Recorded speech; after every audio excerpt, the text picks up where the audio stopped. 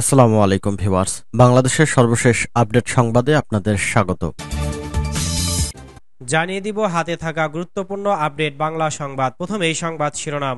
কর্মসূচি দেওয়ার চিন্তা করছে বিএনপি ও সমমনারা, বৈঠক শেষে নজরুল ইসলাম। এরপর জানিয়ে দিব প্রকাশ্যে ভোট দেওয়ায় এক এমপিকে ইসিতে তলব। এদিকে শুক্রবার জেলা ও মহানগরে ইসলামী আন্দোলনের বিক্ষোভ। আরও জানিয়ে দিব আসমা রবের বাসভবনে বিএনপি মহাসচিব। এরপর জানিয়ে দিব বেনাপোল সীমান্তে বিএসএফ এর গুলিতে বাংলাদেশি যুবক আহত। এবং সর্বশেষ জানিয়ে দিব তাপপ্রবাহ নিয়ে ফের দুঃসংবাদ। শুনছিলেন সংবাদ শিরোনাম, এখন বিস্তারিত। তবে অনুরোধ থাকবে ভিডিওতে একটি লাইক করে দিন এবং কমেন্ট করে জানিয়ে দিন আপনার মূল্যবান মতামত। কর্মসূচি দেয়া চিন্তা করছে বিএনপি ও সমমনারা, বৈঠক শেষে নজরুল ইসলাম। দ্রব্যমূল্যের ঊর্ধ্বগতি, গ্যাস, বিদ্যুৎ, সীমান্ত হত্যা নিয়ে বিএনপি এবং যুগপৎ আন্দোলনের জোট ও দলগুলো কর্মসূচি দেওয়া চিন্তা করছে বলে জানিয়েছেন দলটির স্থায়ী কমিটির সদস্য নজরুল ইসলাম খান। সোমবার রাজধানী গুলশানে বিএনপি চেয়ারপারসনের রাজনৈতিক কার্যালয়ে জাতীয়তাবাদী সমমনা জোটের সঙ্গে বৈঠক শেষে সাংবাদিকদের একথা জানান তিনি। এরপরে লেবার পার্টির সঙ্গে বৈঠক করেন বিএনপির লিয়াজো কমিটি। বৈঠকে নজরুল ইসলাম খান ছাড়াও বিএনপির স্থায়ী কমিটির বেগম সেলিমার রহমান এবং ভাইস চেয়ারম্যান মোহাম্মদ শাহজাহান উপস্থিত ছিলেন। নজরুল ইসলাম খান বলেন, রাষ্ট্রীয় সমস্যা এবং জনগণের বিভিন্ন সংকটের সম্পর্কে আমরা আলোচনা করেছি। এর মধ্যে দ্রব্যমূল্যের ঊর্ধ্বগতিতে জনজীবন বিপর্যস্ত, বিদ্যুৎ, পানি ও যোগাযোগ সংকটের বিষয়ে বৈঠকে আলোচনা করা হয়েছে। একইভাবে আমাদের দেশে যে অর্থনৈতিক সংকট, টাকার অবমূল্যায়ন এবং ব্যাংকসহ বিভিন্ন অর্থনৈতিক প্রতিষ্ঠান লুট এবং রাষ্ট্রীয় ঋণের দ্রুত বৃদ্ধির প্রসঙ্গও বৈঠকে আলোচনায় এসেছে। তিনি বলেন, সীমান্তে মানুষ হত্যা এবং মিয়ানমার সীমান্তে যে নতুন ঘটনা ঘটেছে, এসব বিষয়ে আমরা আলোচনা করেছি। বিষয়গুলো নিয়ে আমরা একমত হয়েছি যে জনগণকে সম্পৃক্ত করে আগামী দিনে আমরা কিভাবে অগ্রসর হতে পারি, আর আমরা কর্মসূচি গ্রহণ করার চিন্তা করছি। আমাদের জোটগুলো তারা নিজেরা বসবেন এবং আলোচনা করবেন। এরপরে তারা আবারও আমাদের সঙ্গে বসবেন। আরও অন্যান্য জোট ও দলগুলোর সঙ্গে আমরা আলোচনা করছি। প্রকাশ্যে ভোট দেওয়ায় এক এমপিকে ইসিতে তলব। উপজেলার নির্বাচনের প্রকাশ্যে ভোট দেওয়ায় বরিশাল ৬ আসনের সংসদ সদস্য আব্দুল হাফিজ মল্লিককে তলব করেছে নির্বাচন কমিশন ইসি। বুধবার ১৫ মে দুপুর ১২টায় আগারগাঁওয়ের নির্বাচন ভবনে উপস্থিত থাকতে ইতিমধ্যে নির্দেশনা দিয়ে চিঠি পাঠানো হয়েছে। এ সংক্রান্ত চিঠিতে উল্লেখ করা হয় যে ৮ মে অনুষ্ঠেয় বরিশাল জেলার বাকেরগঞ্জ উপজেলা পরিষদ নির্বাচনে ভোট গ্রহণের দিন আপনি ৪৭ নম্বর মঙ্গলসী সরকারি প্রাথমিক বিদ্যালয়ের ভোট কেন্দ্রে প্রকাশ্যে ভোট প্রদান করেছেন, যার ভিডিও বিভিন্ন গণমাধ্যমে ছবিসহ প্রতিবেদন আকারে প্রকাশিত হয়েছে। প্রকাশ্যে ভোট প্রদান, ভোটের গোপনীয়তা রক্ষা না করা উপজেলা পরিষদ নির্বাচন বিধিমালা ২০১৩ এর বিধি ৭৮ এর বিধান অনুসারে শাস্তিযোগ্য নির্বাচনী অপরাধ।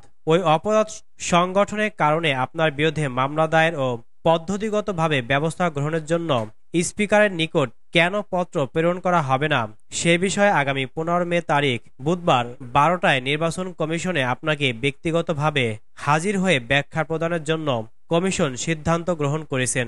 এছাড়া একই দিনে বেলা ১১টা ১০ গাজীপুরের শ্রীপুর উপজেলায় চেয়ারম্যান প্রার্থী মোহাম্মদ জামিল হাসানকে তলব করেছে ইসি। উল্লেখ্য, গত ৮ মে ভোট কেন্দ্রের ভেতরে প্রকাশ্যে ভোট দেন বরিশাল ৬ আসনের সংসদ সদস্য আলহাজ মেজর জেনারেল অবসর হাফিজ মল্লিক ও তার স্ত্রী। তাদের ভোট দেওয়ার ভিডিও কেউ মোবাইল ফোনের মাধ্যমে ধারণ করে সামাজিক যোগাযোগ মাধ্যম ফেসবুকে ছড়িয়ে দেয়। শুক্রবার জেলা ও মহানগরে ইসলামী আন্দোলনের বিক্ষোভ।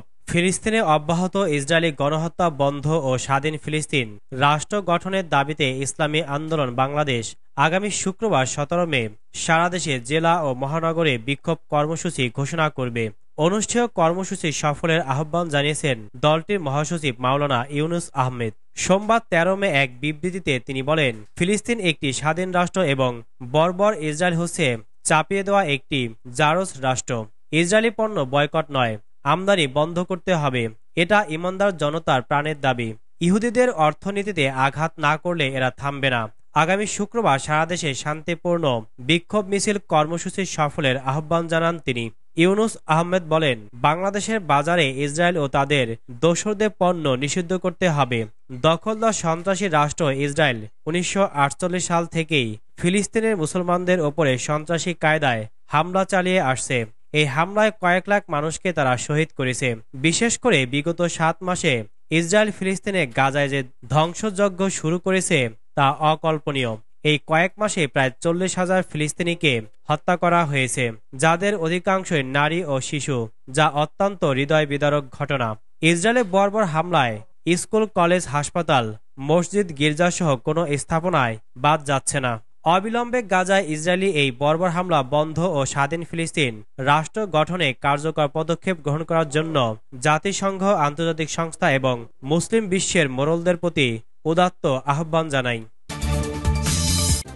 আসামা রবের বাসভবনে বিএনপি মহাসচিব।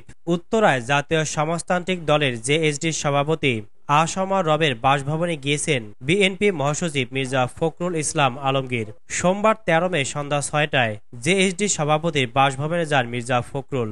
বিএনপির মিডিয়া সেলের সদস্য সাইরুল কবির খান বিষয়টি নিশ্চিত করেছেন। তিনি বলেন, রব সাহেবের শারীরিক অবস্থার খোঁজখবর নিতে বিএনপি মহাসচিব তার বাসায় গিয়েছিলেন। সেখানে উপস্থিত ছিলেন স্ত্রী ও জেএসডি নির্বাহী সভাপতি তানিয়া রব এবং সাবেক সংসদ সদস্য জহিরুদ্দিন স্বপন। বেনাপোল সীমান্তে বিএসএফের গুলিতে বাংলাদেশের যুবক আহত। বেনাপোলের পটুখালী সীমান্তে বিএসএফের গুলিতে আহত হয়েছেন এক বাংলাদেশি। আহত আমজাদ আলী পটুখালী সীমান্ত সংলগ্ন কৃষ্ণপুর গ্রামের বাসিন্দা। আজ সোমবার সকালে সীমান্তের 0 পয়েন্টে তাকে বিএসএফ সদস্যরা গুলি করে। পরে তার সঙ্গীরা তাকে উদ্ধার করে দেশের ভেতরে নিয়ে আসে। ২১ বিজিবি ব্যাটালিয়নের commanding officer lieutenant colonel Khurshid Alam the daily স্টারকে এ তথ্য নিশ্চিত করেছেন। আহতের ভাই আমের আলী দ্য ডেইলি স্টারকে বলেন, রোববার রাতে আমার ভাই পটুখালী সীমান্ত দিয়ে ভারতে যান গরু আনতে। সকালের দিকে গরু নিয়ে ফেরার পথে কালিয়ানী ক্যাম্পের বিএসএফ সদস্যরা তাকে গুলি করে। আমজাদ আলীর বাম পায়ে গুলি লাগে। তাকে যশোর জেনারেল হাসপাতালে ভর্তি করা হয়েছে। লেফটেন্যান্ট কর্নেল খুরশিদ আলম বলেন, বিএসএফ এর গুলিতে একজন আহত হয়েছেন। বিষয়টির খোঁজ খবর নেওয়া হচ্ছে। আহতের বাড়িতে লোক পাঠানো হয়েছে। তদন্ত করে ব্যবস্থা নেওয়া হবে। তাপপ্রবাহ নিয়ে ফের দুঃসংবাদ। তীব্র তাপপ্রবাহের পর টানা ১ সপ্তাহ ধরে সারা দেশে বিক্ষিপ্তভাবে বৃষ্টি হচ্ছে। এর ফলে জনজীবনে নেমে আসে স্বস্তি। তবে আগামীকাল মঙ্গলবার ১৪ মে থেকে কমে যাবে বৃষ্টিপাতের পরিমাণ এবং বুধবার থেকে আবারও মৃদু থেকে মাঝারি মাত্রার তাপপ্রবাহ বইতে পারে বলে জানিয়েছে আবহাওয়া অধিদপ্তর। এছাড়াও ২০ মের পর বঙ্গোপসাগরে একটি লঘুচাপ সৃষ্টি হতে পারে বলেও আভাস দিয়েছে সংস্থাটি। আবহাওয়াবিদ হাফিজুর রহমান জানিয়েছেন, এপ্রিল মাসে দীর্ঘ সময় তাপপ্রবাহ ছিল। এই সময়ে যশোরের সর্বোচ্চ তাপমাত্রা ৪৩.৮ ডিগ্রি সেলসিয়াস উঠেছিল, যেটি গত ৩৫ বছরের মধ্যে সর্বোচ্চ। এরপর সারা দেশে ১ সপ্তাহের মতো বৃষ্টিপাত হচ্ছে। এখন বৃষ্টিপাতের প্রবণতা অনেকটা কমে এসেছে। আগামী ২৪ ঘন্টা দেশের উত্তর অঞ্চলে বৃষ্টিপাতের প্রবণতা একটু বেশি, তবে দক্ষিণ অঞ্চলে কম। তিনি আরও জানান, বৃষ্টিপাত কমে আসা মানে গরম বাড়বে। এখন তাপপ্রবাহ নেই, তবে সামনে আশঙ্কা করা হচ্ছে আবার তাপপ্রবাহ আসবে। এপ্রিলের ১৫ তারিখের পর মৃদু থেকে মাঝারি তাপপ্রবাহ বিক্ষিপ্তভাবে আসতে পারে। তবে এই তাপপ্রবাহ দীর্ঘায়িত হবে না, আবার তীব্র বা অতি তীব্রও হবে না। এর ব্যাপ্তিও সারা দেশে বিস্তার লাভ করবে না। দেশের পশ্চিম ও মধ্য অঞ্চলে বিস্তার লাভ করতে পারে। এটা ৪ থেকে ৫ দিন থাকতে পারে। আবহাওয়া অধিদপ্তরের মে মাসের পূর্বাভাসে বলা হয়েছে, মাসের শেষ দিকে সাগরে একটি বা দুটি লঘুচাপ সৃষ্টি হতে পারে। সেখান থেকে নিম্নচাপ বা ঘূর্ণিঝড়ের অবস্থা তৈরি হতে পারে। দেশের কোথাও কোথাও ১ থেকে ৩টি মৃদু ও মাঝারি এবং ১ থেকে ২টি তীব্র তাপপ্রবাহ বয়ে যেতে পারে।